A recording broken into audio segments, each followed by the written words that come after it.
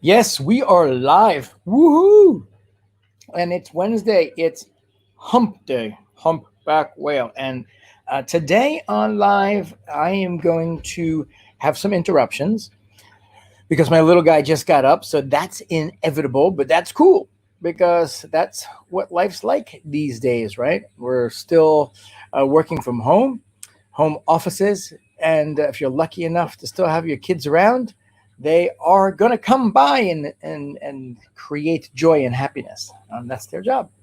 So, number one, that. Number two, what we're going to cover is the anatomy of a successful teaching presentation and teaching and sales presentation. So, I'm going to share my screen. Last time I shared it, I used this feature using StreamYard to stream, and it put me side by side with the content, and that was rather small. So I think I'm going to try this program to do a screen share. And let me share my screen, and I'm going to go through this rather quickly.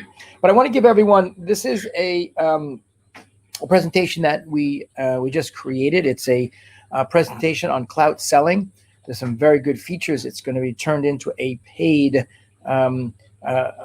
training, but I put it out there to get some feedback and also segue into one of the programs that we have, which is a boot camp that we run for getting sales on LinkedIn and selling and cloud selling. So I want to just go through it. So if you're putting together training, what's the format and structure? We use a lot of Russell Brunson's concepts because he's called it the perfect webinar. He's got a format and a structure that's more structured, which I don't go through all of it, but I use some or a lot of what he does because ClickFunnels is, probably going to be a unicorn, and he's an incredible marketer for the last 20 years, and his systems work. I mean, not only has he done it for himself, but he's helped 500 or 1,000 people do over $1 million in sales using ClickFunnels and automated webinars. So that structure, perfect webinar, is you're going to see it here. Let's get into this now and share screen. Screen share. And let's see if I can pull this off.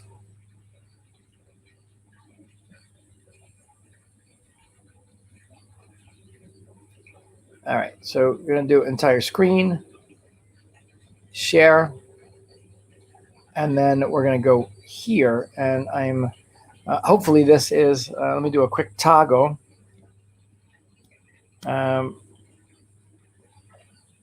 Okay, yes, quick toggle. We got it, and it's bigger. I'm smaller, so that's cool. So basically, one of the things that you want to come up with is a big idea. And so it's taken me almost a year specializing on LinkedIn and helping people get sales on LinkedIn to come up with the big idea, which is clout selling. Because what we do, the core part of what we do on LinkedIn is we help business owners, executives, thought leaders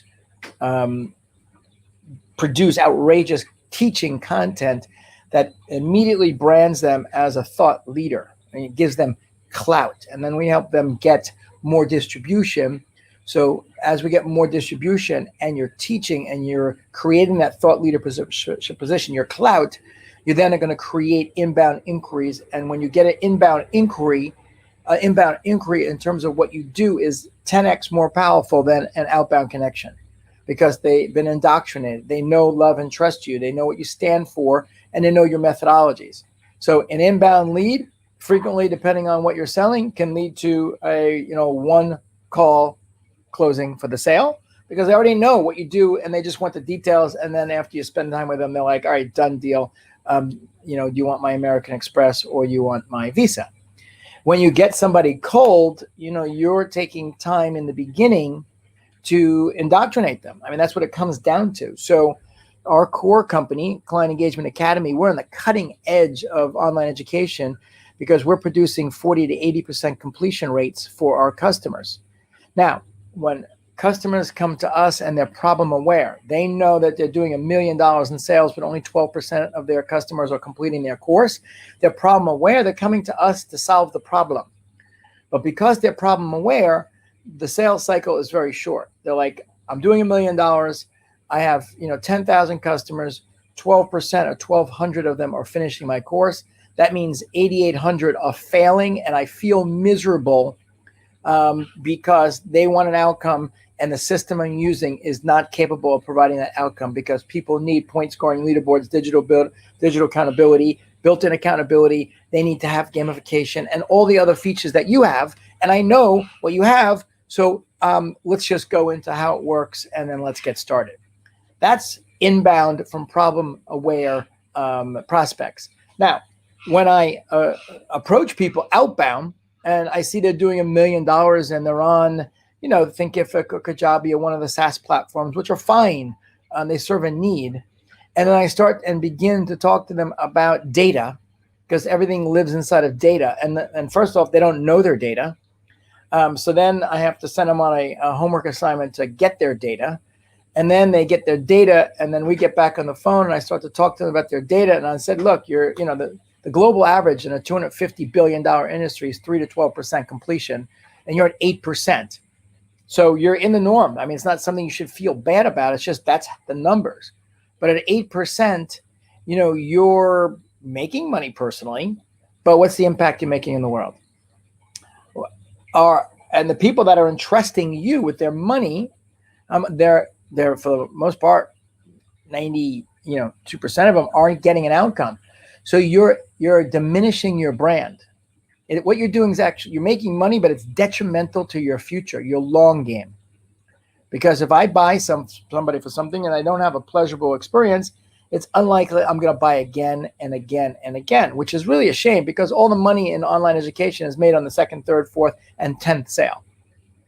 And if you're going to be in it for the long game over 3, 5, or 10 years, you want to accumulate clients that will become fans, recommend others, and buy everything that you have. It's not impossible to do that. In fact, when you produce 40 to 80% outcomes and completion, and people are like, wow, that was one of the best courses I've taken, I completed it, and I'm getting an outcome in my life, then the 40 to 80% will drive your business. And so a great example of this is a company called Digital Marketer, Ryan Deiss. So when they came to me, they didn't come to me, we met each other at an event, and they had 40,000 people paying them $40 a month in Digital Marketer Labs, which was fine. It's a big business, obviously. They're an outrageous organization I love Ryan Deiss and Richard and all the boys and gals. I mean, there's some powerful gals there at Digital Marketer. And they were like, we want to make a bigger impact. We want to create a certification program. They started halfway down and realized, okay, Mike, you're already there. Let's shortcut the process. And so we partnered, and I started and helped them build their 10 certifications over the first 2 years. And we created outrageous results for the customer. So because we specialize in digital badges, each customer that completed, which is the vast majority of them, shared their badges around the world. And then because of the success of the customers, Digital Marketer got branded as an educator. And then from there, the trajectory of the company radically shifted, because they went from selling strictly B2C consumer to earn the right to sell to B2B. I've got a company, I've got 50 people in my digital marketing department. There's no formal training in college for this, but Digital Marketer has a great reputation, and they've got 12 certifications in different components. I want my team to go through Digital Marketer's certification program and at least attain a minimum level of knowledge and skill. So then they went B2B. So it works when you do it right. Now, when I get somebody that's not problem aware, then it takes me an hour to explain everything I just explained to you. I got to go through the entire thing, the process, what's broken, why it's broken, with the history of online education. I got to talk about digital badges, which is a technology that most people don't even know about, and the power of a digital badge. And the future of education is actually, part and attached to digital badges. So that's the difference between inbound, when you have clout and you position yourself as a thought leader and you teach and you indoctrinate people, and then outbound, which is cold. It's still, you have to do it because outbound works. It's effective. But the sales cycles are different, and the quality of the customers arguably are different as well, because the ones that come to you, they are, in for the long run because they feel and experience the problem. They're there already. The ones that you get from outbound, you're convincing them, but they haven't felt it. They haven't felt and experienced the problem. So there's also probably a stickiness factor as well. So when you look at your business and the solution that you provide, is it, if you're in a commoditized business and you're producing something merely on price, then LinkedIn is probably not the place for you, because you're not going to sell a commoditized product on LinkedIn. You're not going to get thousands of sales through LinkedIn like Facebook or other platforms. It's not that kind of platform. But if you are providing a solution or that's either service-based or it's a higher priced solution, commercial roofing or something where someone's going to make, a 5 or a 10 or a 50 or a million or $5 million investment, software, then that touch point from you first reaching out to them making the decision, there's a lot of ground that needs to be covered. And so that's what clout selling is all about. Clout selling is about leveraging your expertise and the story and the reasons why your service is awesome, and indoctrinating them along the whole way about what the challenges are. And then basically you're building this incredible farm where you're planting all these seeds. And at some point, people become, and they educate themselves, problem aware.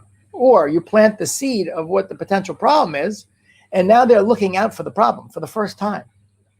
And they begin to start to see all these little clues. And they're like, man, what Mike's been talking about is true. I don't have data. I don't know what my completion rates are. I don't have any idea what my experience with my customers are. I don't know any of this. So now I got seeds in there, and they start asking those questions. And they begin to uncover that there is a major problem that they didn't know about. But the power of clout selling is doing it, and the distribution on LinkedIn is doing it, and my consistency is doing it. Gary Vaynerchuk has been a mentor of mine and was the one that got me into doing LinkedIn and becoming very effective. I'm about to cross 2 million views on my LinkedIn posts, and my posts are all teaching. 2 million views. And it's pretty incredible because I'm really a nobody. I'm just like you. I'm probably below some of you because I don't have my own book. I don't have my own podcast. I don't have my YouTube channel. I get a very small email list. And, quite frankly, I'm the opposite of a celebrity, right? I don't put a lot of stuff out there because I like my private life. So I'm probably a lot like you, but at the same time, I'm going to be crossing 2 million views of me teaching. So can you imagine what that would do for your business if you had 2 million people, mostly ideal customers, listening to you for the last year or two teaching? Now we have inbound inquiries and people saying, hey, I love what you've been doing and I totally get it. I really just want to figure out the digital badges, and does that work for me? Can we jump on a Zoom? Yeah.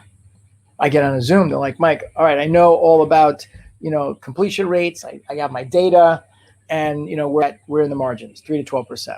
So they're repeating my sales pitch back to me because they've been indoctrinated. That's the key to clout selling. So if you've got any questions, let me stop sharing for a second. If you've got any questions, let's put them in the comments and see if there's anything here. Comments, personal branding, helpful techniques. Perfect. So yeah, look, this is going to go on to recording, and then, feel free to put comments in the recording and we'll answer them. So let's get back into screen sharing mode. And I spent a lot of time on clout selling. So now let's just go into the sort of the anatomy of the presentation. Actually, you know what? That goes completely against what I teach in my philosophy, which is teach one core concept.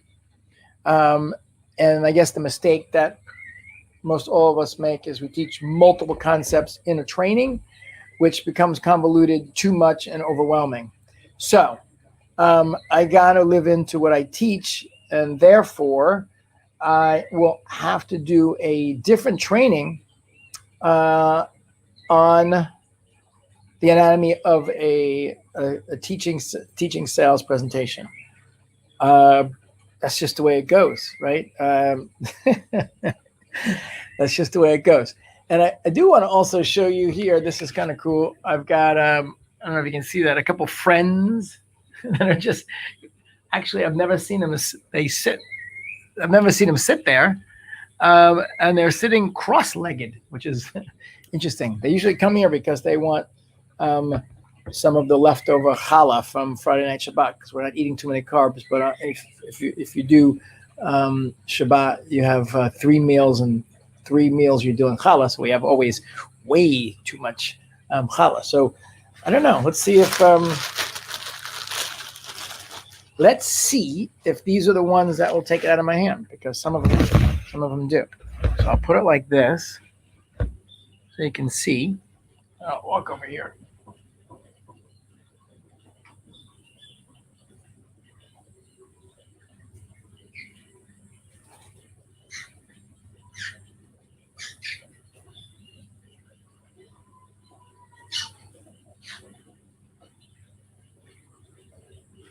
So yes, those